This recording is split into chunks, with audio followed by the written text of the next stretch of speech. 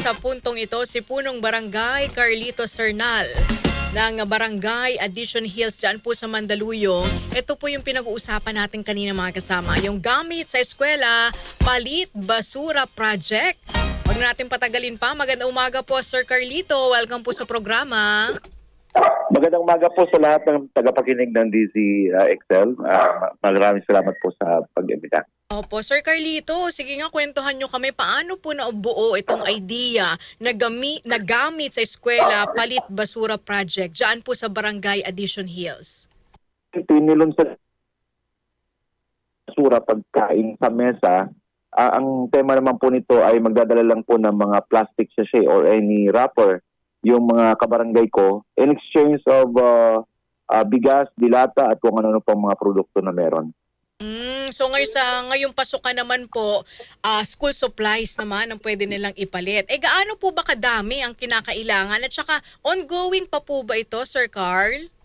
Apo, ongoing pa po ito at magdadala lang po sila kasi meron kaming ginawang package kasama ng notebook, Crayola, lapis, scissor at ruler at iba pang mga gamit. Parang they have to bring at least 250 pieces of plastic sachet like empty sachet ng shampoo, coffee, chichirya.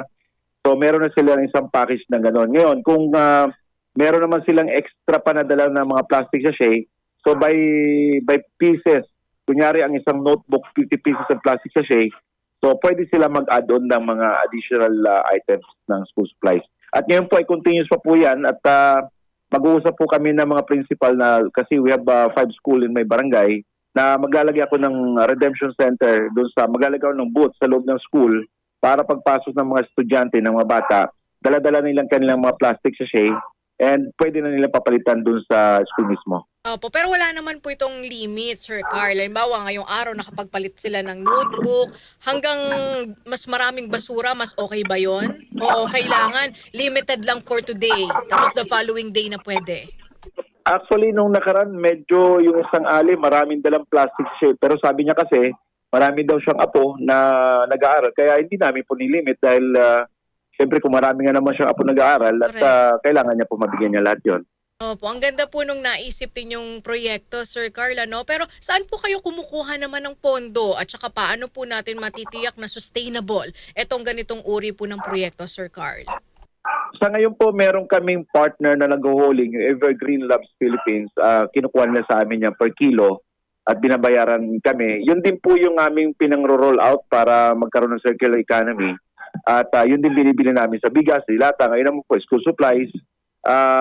Tapos po, yung aming partner po, kasi sila po ang gumagawa ng mga eco-board, yung mesa, yung upuan. Kami naman sa barangay, meron kaming machine na gumagawa ng eco bricks kaya yung sustainable ng programa, tuloy-tuloy po yun. Yun po yung ginagawa namin ng mga plant pack o yung aming mga outposts na tinatayo namin. Ayun, so doon sa inyong kapartner, doon po napupunta yung mga basura na ipinalit para po sa gamit sa eskwela. Yes ma'am, opo, doon po sila pang kumakayo. Kaya wala pong naiiwan sa amin ng mga basura ng mga plastic sachet kasi nga yung kinukuha ng. Opo. Sir, ilang estudyante po yung ating natulungan dito nga po sa nasabing programa? Actually, nung launch namin last Saturday, halos nasa 1,000 po ang aming mga napalitan na mga notebook na package.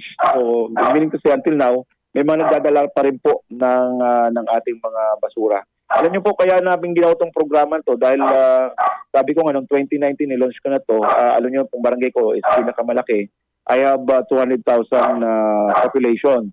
So sabi ko nga para naman kahit papano yung mga kababayan ko magkaroon proactive participation. So at least magdala lang po sila in exchange na meron bibigay po ang barangay.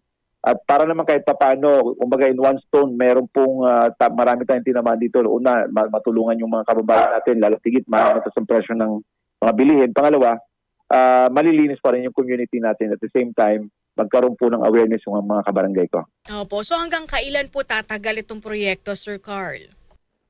Ano po? Hanggang kailan tatagal yung proyekto? Yes, like what I said po ma'am, magkakaroon po kami ng MOU or MOA with the principal. During the school year, ilalagay po namin yung aming booth sa loob ng school. So ibig sabihin, hanggang tong school year na to, maybe next year, ganun din po ang gagawin namin. Continuous. Kasi ito yung aming palit basura sa pagkain sa mesa. Tuloy-tuloy naman po ito mula pa ng 2019, lalo tigit ng pandemic. Nagamit po namin siya, ma'am, na para maging way para makapagbigay ng pagkain sa mga mamamayan. Okay. Meron po ba kayong iba pang programa na naiisip? Actually, ang gaganda ng mga naiisip nyo pong programa, Sir Carl, no? Hindi lang yung basta paliga, di ba? Iba kasi puro ganun ang proyekto. Kayo po kakaiba, at least may impact po sa ating environment. Nung kahapon, nung Sunday, meron po kami yung aming year na ginagawa na Eco sa Gala. Ito naman mga recycled materials. Ganun din, ginawang costume. So, taon-taon po din po namin ginagawa yan. So, tuloy-tuloy po yung programa namin mga pagdating sa ating environment. Alright, siguro parting message na lamang po, Sir Carl, sa ating mga tagapakinig.